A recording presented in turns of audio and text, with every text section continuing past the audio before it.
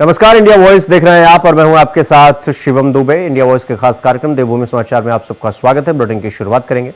लाल कुआं में एक महिला से दुष्कर्म और उसकी बेटी के साथ छेड़छाड़ के आरोप लगने के बाद से फरार चल रहा मुकेश बोरा गिरफ्तार हो गया है। मुकेश बोरा पुलिस ने आखिरकार उसे 25 दिन बाद उत्तर प्रदेश के रामपुर से गिरफ्तार किया है। पूरे मामले में मुकेश बोरा को भगाने में और फाइनेंशियल मदद करने वाले 4 लोगों के खिलाफ भी पुलिस ने मुकदमा दर्ज किया है। नैनीताल एसएसपी प्रहलाद नारायण मीणा ने बताया कि पूरे मामले में जल्द ही चार्जशीट दाखिल कर आगे की कार्रवाई शुरू कर दी जाएगी। लालकुआं थाना क्षेत्र में पंजीकृत बलात्कार की एफआईआर में दुख संघीय जो अध्यक्ष मुकेश बोरा वो पहले दिन से ही वांटेड थे और इसको गिरफ्तार करने के लिए हमारी टीमें अलग अलग जगह गई और आज जो हमारी टीम है इसको ये उत्तर प्रदेश के रामपुर से इसको गिरफ्तार किया गया। देखिए, पुलिस कंटिन्यू प्रयास कर रही थी, कुछ लोगों के द्वारा अभियुक्त को सहायता की गई और उसकी मदद की गई, जिसकी वजह से अभियुक्त बहादुर रूप से फरार रहा और जिन लोगों ने मदद की उनको भी विवेचना में पुलिस ने शामिल किया। उत्तराखंड भाजपा के लिए जो चिंता का विषय थे, भाजपा नेता मुकेश बोरा अब पुलिस की गिरफ्त में आ गए। उत्तराखंड पुलिस ने नोएडा से उन्हें गिरफ्तार किया है क्योंकि मुकेश बोरा के ऊपर दुष्कर्म के आरोप यहाँ पर लगे थे। एक महिला जो विधवा महिला थी, नौकरी के नाम पर उनका उत्पीड़न किया गया, शारीरिक शोषण किया गया। उनकी जो नाबालिग लड़की थी उसके ऊपर भी छेड़खानी के आरोप उनके ऊपर लगे थे। पुलिस ने कई संगीन धाराओं में मुकदमा दर्ज यहाँ पर किया था। पॉस्को एक्ट में उनके खिलाफ मुकदमा दर्ज हो चुका था। अब वो गिरफ्तार हो चुके हैं तो पुलिस की कार्रवाई आगे बढ़ेगी। लेकिन उत्तराखंड बीजेपी के लिए चिंता यही थी कि उनके पार्टी के नेता जिस प्रकार से एक के बाद एक हत्या, लूटपाट या महिला उत्पीड़न के केसों में शामिल हो रहे थे, वो सबसे बड़ा चिंता का विषय था। अब पुलिस की तरफ से अगर उनको गिरफ्तार कर लिया गया, क्योंकि पुलिस ने कई दिनों से उनकी तलाश यहाँ पर जारी रखी हुई थी, उनके 2 मकान तक यहाँ पर कर दिए गए थे, उनके खिलाफ कई जमानती वारंट जारी हो चुके थे। जिस प्रकार से वो भागे फिर रहे थे तो ऐसे में संभावना थी कि कहीं देश छोड़कर ना चले जाएं, लेकिन पुलिस ने आखिरकार उन्हें यहाँ पर गिरफ्तार कर लिया। नोएडा से गिरफ्तार हुए और अब आगे की कार्रवाई होगी, यानी पहले पूछताछ होगी और उसके बाद उन्हें जेल भेजने का काम कर दिया जाएगा। लेकिन इतना जरूर कहा जा सकता है कि उत्तराखंड बीजेपी की जो मुश्किल है वो भाजपा के इन्हीं नेताओं ने बढ़ाई है और अब पुलिस की कार्रवाई में वो सच भी बाहर आ जाएगा कि किस प्रकार से महिला के साथ उनका उत्पीड़न यहाँ पर रहा है। कैमरामैन अतुल के साथ इंडिया। वहीं मुख्यमंत्री पुष्कर सिंह धामी की भ्रष्टाचार के खिलाफ जीरो टॉलरेंस की मुहिम के तहत 3 साल में विजिलेंस ने रिकॉर्ड ने 57 लोगों को ट्रैप कर 68 भ्रष्टाचारियों को जेल भेजा है। भ्रष्टाचारियों पर इस कार्रवाई ने भ्रष्टाचार मुक्त ऐप 1064 की लॉन्चिंग के बाद तेजी पकड़ी है। ऐप पर अब तक करीब 973 विजिलेंस और नॉन विजिलेंस की शिकायत दर्ज हुई है। इनमें से भ्रष्टाचार से जुड़ी 38 शिकायतों पर विजिलेंस जांच कर रही है, जबकि गैर सतर्कता से जुड़ी शिकायतें संबंधित विभाग को भेजी गई है। 2024 में विजिलेंस भ्रष्टाचारियों पर ताबड़तोड़ कार्रवाई में जुटा हुआ है 2024 से, और अब तक 9 महीने में विजिलेंस ने रिकॉर्ड 23 ट्रैप कर 30 रिश्वतखोरों को जेल भेजा है। आपको बता दें कि सरकार जीरो टॉलरेंस की नीति पर सख्त कार्रवाई के साथ कार्य कर रही है और धामी सरकार ने भ्रष्टाचार के खिलाफ एक मुहिम छेड़ रखी है जिस पर अब जोर दिया जा रहा है।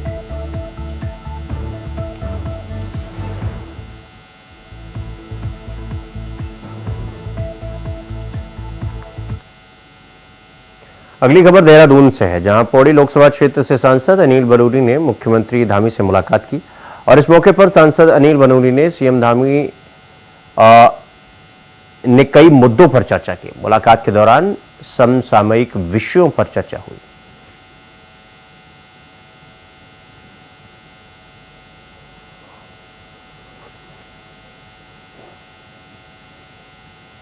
तो वहीं उत्तराखंड राज्य के घरेलू विद्युत उपभोक्ताओं को बड़ी राहत मिली है। मुख्यमंत्री पुष्कर सिंह धामी की घोषणा के बाद राज्य सरकार ने 10 दिनों के भीतर विद्युत सब्सिडी से संबंधित शासनादेश जारी कर दिया है। इस योजना के तहत 100 यूनिट तक के मासिक विद्युत उपभोग वाले उपभोक्ताओं को 50% सब्सिडी का लाभ मिलेगा। सचिव आर मीनाक्षी सुंदरम द्वारा शासनादेश जारी किया गया है। सीएम धामी ने कहा कि राज्य सरकार जनता के हितों को ध्यान में रखते हुए काम कर रही है। बिजली के बिल में सब्सिडी का निर्णय राज्य के आर्थिक रूप से कमजोर और मध्यम वर्गीय परिवारों को राहत प्रदान करने के उद्देश्य से लिया गया है।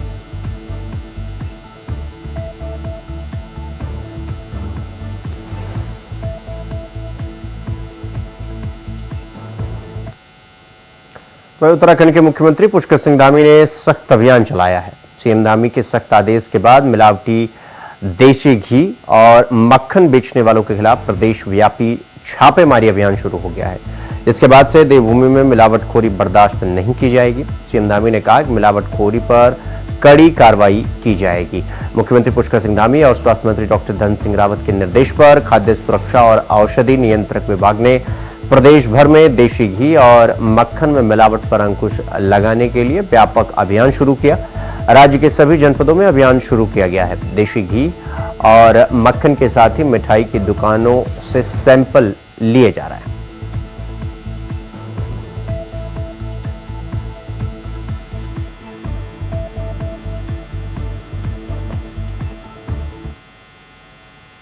खबरों में आगे बढ़ेंगे। अगली खबर चमोली से है, जहां बीजेपी के प्रदेश अध्यक्ष महेंद्र भट्ट ने अपने गांव ब्राह्मण थाला बूथ पोखरी में पंडित दीनदयाल उपाध्याय की जयंती पर पुष्पांजलि अर्पित की।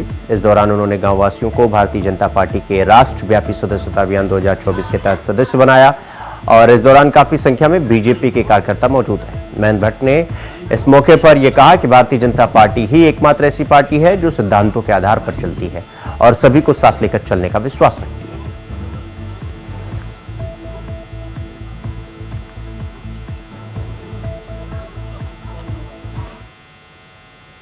खबर देहरादून से है, जहां पंडित दीनदयाल उपाध्याय की जयंती पर राज्य में अंत्योदय राशन कार्ड धारकों के लाभार्थियों के लिए वित्त मंत्री ने खजाना खोल दिया है। वित्त मंत्री ने अंत्योदय राशन कार्ड धारकों को दिए जाने वाले मुख्यमंत्री निःशुल्क 3 गैस सिलेंडर योजना को साल 2027 तक बढ़ाने पर अपना अनुमोदन प्रदान किया है।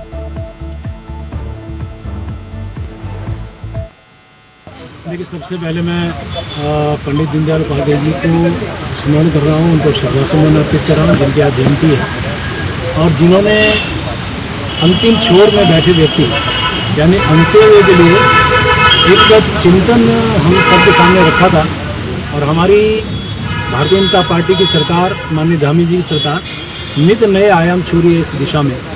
आप जानते हैं माननीय मोदी जी भी जिस प्रकार से गरीब लोगों के लिए काम कर रहे हैं, 25 करोड़ लोगों को गरीबी रेखा से बाहर लाने का काम इन्हीं 10 वर्षों के दौरान हुआ। 80 करोड़ लोगों को आज भी राशन गरीब लोगों के लिए हमारी केंद्र सरकार दे रही है।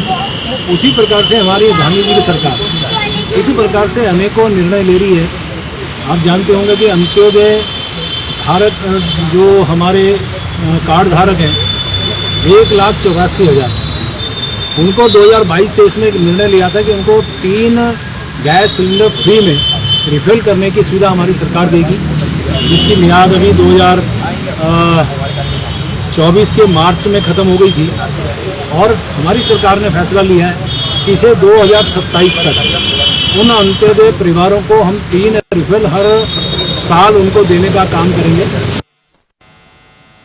वही केदारनाथ विधानसभा सीट से दिवंगत नेता शैला रानी रावत के निधन के बाद केदारनाथ सीट हॉट सीट बनते हुए दिखाई दे रहा है। ये सीट सत्तारूढ़ दल और प्रमुख विपक्षी दल कांग्रेस के लिए मान सम्मान का प्रश्न बनकर उभर रहा है। केदारनाथ सीट पर महिला को टिकट देने पर भाजपा नेता लक्ष्मी अग्रवाल का कहना है कि केदारनाथ सीट पर पहले भी भाजपा की तरफ से महिला विधायक थी और आगे भी सीट पर महिला दावेदार सामने आ रही हैं। लक्ष्मी अग्रवाल ने कांग्रेस पर आरोप लगाते हुए कहा कि कांग्रेस लड़की हूं, लड़ सकती हूं का नारा देकर सिर्फ महिलाओं का शोषण करने का काम करती है। विधानसभा चुनाव में भी भाजपा ने टिहरी से महिला प्रत्याशी को उतारा था, जबकि कांग्रेस के द्वारा सिर्फ महिलाओं का शोषण किया जा रहा है। देखिए, जहां तक बात रही कांग्रेस की, मुझे लगता है कि कांग्रेस का जो बातें कहने की और करने की और है। आज से पहले भी जो प्रियंका गांधी जी हैं, जो नेता हैं कांग्रेस की, उन्होंने एक नारा दिया था, लड़की हूं, लड़ सकती हूं, और इसको उन्होंने, लेकिन वो चरितार्थ नहीं हुआ है। आज तक भी इतनी बार कांग्रेस की सरकारें रही हैं, लेकिन 33% आरक्षण महिलाओं का पास नहीं हो पाया था। तो कहीं ना कहीं ये उनकी मानसिकता दर्शाता है कि खाली महिलाओं को एक वोट बैंक की तरह वो इस्तेमाल करते हैं। जहां तक केदारनाथ की बात रही, तो वहां पे देखिए आशा नौटियाल जी रही हैं हमारी, जो अभी हमारी जो बेचारी शैला रानी रावत जी हमारे बीच में आज नहीं है, वो रही हैं। और तमाम, हमने तो टिहरी से भी एक महिला को टिकट दिया। कांग्रेस बताए ना उन्होंने कितनी महिलाओं को आगे बढ़ाने का काम किया, कितनी महिलाओं के उसने किया। तो ये कहने की बात नहीं है, कांग्रेस के पास महिलाएं नहीं, और जो है कांग्रेस उनको सिर्फ वोट बैंक के लिए इस्तेमाल करती है। महिलाओं को आगे बढ़ाने की कांग्रेस की मंशा कभी नहीं रही। देखिए, बात महिला और पुरुष की नहीं है, बात चुनाव जीतने की। केदारनाथ चुनाव जितना हमारे लिए इम्पोर्टेंट है, उतना ही भाजपा की प्रतिष्ठा का भी सवाल है। कांग्रेस पार्टी से अभी ऐसी कोई महिला, मजबूत महिला जो चुनाव लड़ सके, ऐसा नाम हमारे पास नहीं आया। जो वहां पे पूर्व प्रत्याशी रहे मनोज रावत जी और बाकी लोग भी वहां पे चुनाव जो लोग दावेदारी कर रहे हैं वो कर रहे हैं। मुझे लगता है कि पार्टी अपना सर्वे कराएगी और जो सर्वे में सबसे मजबूत होगा उसको टिकट मिल जाएगा। अगली खबर देहरादून से है, जहां प्रदेश में पोषाहार राशन योजना का काम स्वयं सहायता समूह से जुड़ी महिलाओं से छीनने का आरोप लगाते हुए महिला कांग्रेस और समूहों से जुड़ी महिलाओं ने सचिवालय कूचकर प्रदर्शन किया। कांग्रेस भवन से शुरू हुई महिलाओं की पुलिस ने सचिवालय गेट से पहले बैरिकेडिंग लगाकर उन्हें रोक दिया।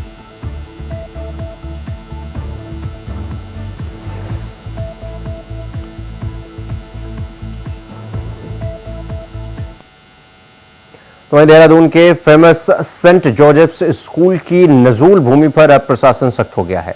जिला प्रशासन द्वारा स्कूल की लीज पर दी गई नजूल भूमि को वापस लेने की कवायद शुरू हो गई है। स्कूल के प्लेग्राउंड के एक भूभाग को जिला प्रशासन द्वारा नापने का काम किया गया। आपको बता दें कि स्कूल के पास 21 बीघा जमीन नजूल की है, जिसे अब प्रशासन द्वारा वापस लिया जा रहा है।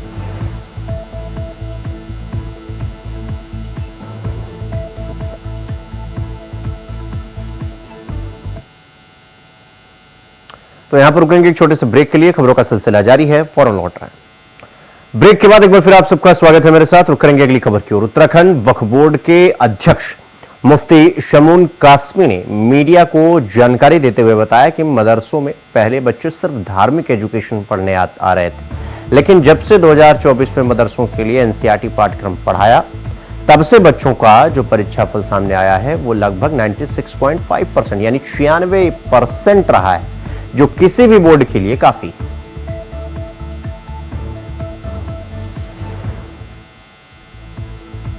हमने जो हमने 2024 में एनसीईआरटी का पाठ्यक्रम पढ़ाया, आज तक वो बच्चे सिर्फ धार्मिक एजुकेशन पढ़ते थे।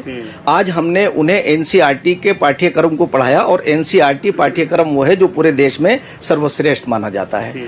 उसे पढ़ने के बाद हमारे बच्चों ने जो फल दिया है, जो परीक्षा फल उनका आया, वो लगभग 96% है, जो किसी बोर्ड के लिए बहुत अच्छा माना जाता है। और वो बच्चे बहुत ही, उन्हें जब ये महसूस हुआ कि ये सरकार आपके कल्याण के लिए काम कर रही है, तो उनके चेहरों पर बड़ी मुस्कान है और वो बड़े खुश हैं। खेल, और हम कोशिश और कर रहे हैं कि उन्हें हम खेलकूद से भी जोड़ें, ताकि जो उनका समय है वो सही तौर से इस्तेमाल हो और वो भी राष्ट्र की सेवा कर सके। अगली खबर रुड़की से है, जहां उत्तराखंड किसान मोर्चा संगठन अपनी मांगों को लेकर पिछले 21 दिन से अनिश्चितकालीन धरने पर बैठे हैं। आपको बता दें कि उत्तराखंड किसान मोर्चा संगठन के किसान अपनी मांगों को लेकर 21 दिन से ज्वाइंट मजिस्ट्रेट ऑफिस के बाहर धरने पर बैठे हैं। किसानों का यह कहना है कि जिला हरिद्वार किसान बहुसंख्यक क्षेत्र है, इसलिए यहां पर स्मार्ट मीटर न लगाया जाए, क्योंकि किसानों का भुगतान होने में लगभग 1 से 1.5 साल लग जाता है। कहीं ना कहीं यहाँ की जो प्रशासन है इसकी भी विफलता, ये किसानों की आवाज को ढंग से सरकार तक, उच्च अधिकारियों ढंग से पहुंचाने में विफल है। अगर ये यहाँ के किसानों की आवाज ऊपर सरकार तक या प्रशासन तक, उच्च अधिकारियों तक नहीं पहुंचा पाएंगे, तो किसान को कहीं ना कहीं खुद इसके लिए बड़ा निर्णय लेने को मजबूर होना पड़ेगा। वहीं मौसम विभाग ने उत्तराखंड में मौसम के बदलाव की संभावना जताई है। मौसम विभाग ने पिथौरागढ़, चंपावत, अल्मोड़ा, नैनीताल, बागेश्वर जिलों में बारिश का येलो अलर्ट जारी किया है। 28 सितंबर तक मानसून की बारिश की उम्मीद भी जताई गई है। मौसम विभाग के निदेशक डॉक्टर विक्रम सिंह ने बताया कि प्रदेश भर में 25 सितंबर से मौसम में परिवर्तन देखने को मिलेगा। यह बदलाव 28 सितंबर तक दिखेगा। हालांकि इसके बाद मौसम शुष्क रहने की संभावना है, लेकिन तापमान में अच्छी गिरावट देखने को मिलेगी। 25 के लिए देख रहे हैं तो कुछ जगहों तक में, खासकर कुमाऊं रीजन में मिलनी चाहिए, और कहीं कहीं पर जो है, जो हमारा गढ़वाल रीजन भी है उसमें भी उत्तराखंड में मिलनी चाहिए 25 तारीख में। तो इस तरह की स्थिति है। आज भी अगर देखेंगे 24 को, तो आज भी आइसोलेटेड एक्टिविटी खासकर हिल्स में या अंदर के डिस्ट्रिक्ट में, उनमें कहीं कहीं वो मिलनी चाहिए। तो आप देखेंगे कल से जो ये तापमान है आपका, इसमें कमी आनी चाहिए। आज तो हो सकता है कि ये वैल्यू इतना रह जाए, तो ये स्थिति बनी है। तो इसमें मुख्य कारण यही है कि 4 से 5 दिन कोई बारिश नहीं हो रही है, आसमान साफ है और अच्छी खासी जो धूप है वो निकल रही है।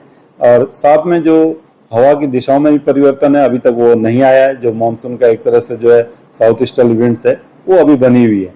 तो कहीं ना कहीं ये सब फैक्टर्स को लेंगे तो आप देखेंगे टेम्परेचर उसी वजह से ये जो है इस समय बढ़े हुए आपको दिख रहे हैं।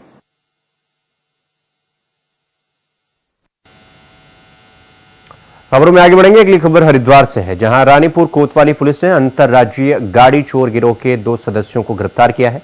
पुलिस ने दोनों से चोरी की 8 बाइकें और एक ई-रिक्शा बरामद की है। पकड़े गए आरोपियों में से एक हत्या के प्रयास के मामले में पहले भी जेल जा चुका है।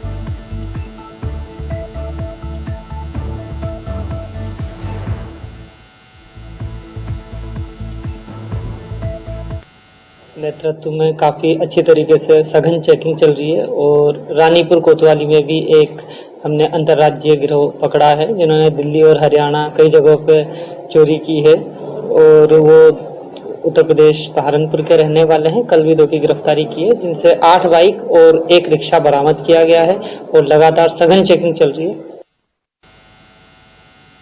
तो वहीं देहरादून के बसंत विहार क्षेत्र में 7 दिन पहले हुई गर्भवती महिला की मौत का राज अब खुल सकेगा, क्योंकि पुलिस ने परिजनों के आधार पर मुकदमा दर्ज करवाने के बाद अब हत्या की आशंका को देखते हुए महिला का शव कब्र से निकलवाया गया और शव का कोरोनेशन अस्पताल में पोस्टमार्टम करवाया जा रहा है। दरअसल हत्या का आरोप महिला के ससुराल की पक्ष के लोगों पर है। ससुराल वालों ने माई के पक्ष को बताया था कि महिला ने जहर खाकर आत्महत्या की, लेकिन उन्हें सूचना मिली कि महिला को गला दबाकर मारा गया। पुलिस ने ससुराल पक्ष के लोगों पर मुकदमा दर्ज कर जांच शुरू कर दी है।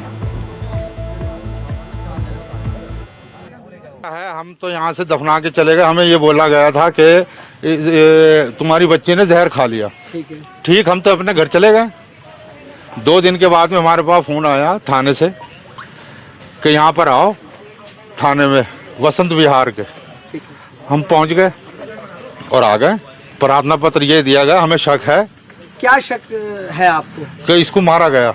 अच्छा, तो ऐसा है, जब नुलाया गया था लड़की को तो हमारे बच्चों ने ये बोला कि पीठ पे और गर्दन पे निशान थे। ये आरोप बिल्कुल निराधार है, यानी इसका हकीकत से कोई ताल्लुक नहीं है, क्योंकि जिस तरीके से उनका हेल्थ थी तो उठाने के वक्त में भी उन पे कई सारे निशान ऐसे लग चुके थे जिसकी वजह से इन्हें अंदाज़ा हो रहा है कि इसकी हत्या हुई है।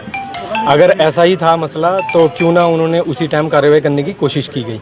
ये अब 4-5 दिन बाद जो ये इस तरह की बेहुरमती हुई है कब्र की, ये बिल्कुल भी सरासर सही नहीं है। तो वहीं केदारनाथ यात्रा पर मार्ग पर गौरीकुंड के पास बोलेरो का एक्सीडेंट हो गया, जिसके बाद 13 लोगों का रेस्क्यू किया गया। इस घटना के बाद और गाड़ी में विभिन्न राज्यों के श्रद्धालु सवार थे जो केदारनाथ दर्शन के लिए जा रहे थे और उसी दौरान यह हादसा हुआ। एसडीआरएफ टीम ने मौके पर पहुंचकर जिला पुलिस के साथ रेस्क्यू अभियान चलाते हुए खाई में गिरी दुर्घटनाग्रस्त गाड़ी को 13 लोगों को रेस्क्यू किया गया, जिसमें एक बच्चा भी शामिल था। हालांकि एक व्यक्ति लापता बताया जा रहा है, जिसके लिए एसडीआरएफ की टीम लगातार सर्चिंग कर रही है।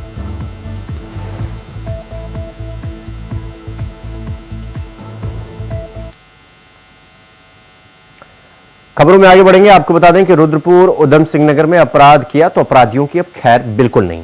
कुछ ऐसा ही संदेश दिया है एसएसपी मणिकांत मिश्रा ने। उन्होंने जिले को अपराध मुक्त करने के लिए अपने कड़े फैसले उन्होंने पूरी तरीके से लिए हैं। इस दौरान देर रात जसपुर में लूट के आरोपी को इनकाउंटर में गिरफ्तार किया है, जबकि फरार एक आरोपी की तलाश अभी भी जारी है। पुलिस के अनुसार देर रात जसपुर के सुतमिल धर्मपुर चौकी में चेकिंग के दौरान बाइक सवार 2 व्यक्तियों ने पुलिस द्वारा रोकने पर फायरिंग की और दोनों व्यक्ति भागने लगे, जिस पर पुलिस ने उनका पीछा किया और उन्हें घेर लिया। यहां दोनों व्यक्ति बाइक छोड़कर झाड़ियों में घुस गए और पुलिस पर अंधाधुंध फायरिंग करने लगे, जिसमें कांस्टेबल अरुण कुमार घायल भी हुए। जवाबी फायर में पुलिस द्वारा 3 राउंड फायर किया गया, जिसमें एक को गोली लगी और एक व्यक्ति के पैर में गोली लगी और वहीं पर पकड़े गए। जानकारी मिलते ही एसएसपी मणिकांत मिश्रा भी मौके पर पहुंचे और घटना की जानकारी ली। उनका यह कहना है कि जिले में कोई भी बदमाशों के लिए जगह नहीं है।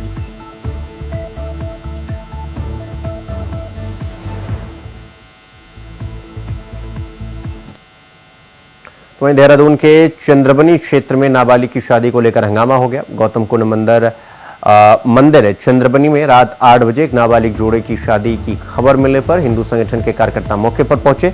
पितृपक्ष में शादी किए जाने का विरोध किया गया। शादी का विरोध होता देख मंदिरों के मुख्य पुजारी, मंदिर के कोषाध्यक्ष और अन्य लोग हिंदूवादी संगठन के कार्यकर्ताओं पर लाठी और ईंट से हमला कर दिया।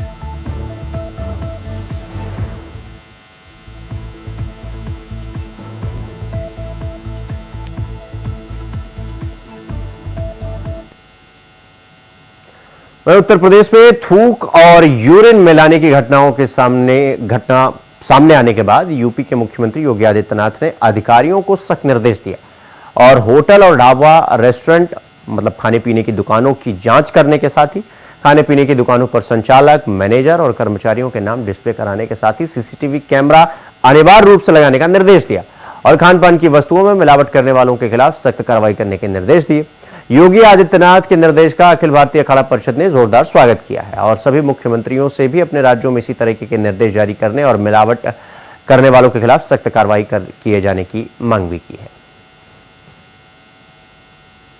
सन्यासी के हाथ में भारत के सबसे बड़े प्रांत के मुख्यमंत्री का दायित्व है और आदरणीय मुख्यमंत्री आदित्यनाथ जी ने जो एक कानून के हिसाब से आदेश जारी किया नागरिक खाद्य आपूर्ति मंत्रालय और स्वास्थ्य विभाग के जरिए कि जहां भी हमारे भोजन की व्यवस्थाएं, रोडों के किनारे जो होटल हैं, ढाबे हैं या बड़े बड़े जो रेस्टोरेंट हैं, वहां किसी प्रकार की अशुद्धि नहीं हो, इसलिए जो भी पदार्थ हैं उनकी एक लिस्ट लगाई जाए, उनकी गुणवत्ता का प्रावधान हो और जो लोग भोजन बनाते हैं, परोसते हैं, उनको ग्लव्स पहने जाएं, सिर के ऊपर उनको एक कपड़ा रखना चाहिए जिससे बाल ना गिरे भोजन में और अशुद्ध पदार्थों का बहिष्कार होना चाहिए। सख्ती से उसकी कार्रवाई के लिए उन्होंने जो आदेश किया है अखिल भारतीय अखाड़ा परिषद उसका स्वागत करती है और जो भी लोग भोजन सर्व करते हैं या बनाते हैं उनके नाम होटल के मालिक का, मैनेजर का अथवा जो लोग उसकी व्यवस्था करते हैं वो एक जरूरी है। तो देवभूमि समाचार में फिलहाल अभी के लिए बस इतना ही। देश और दुनिया की तमाम खबरों को देखने के लिए देखते रहिए इंडिया वॉइस। नमस्कार।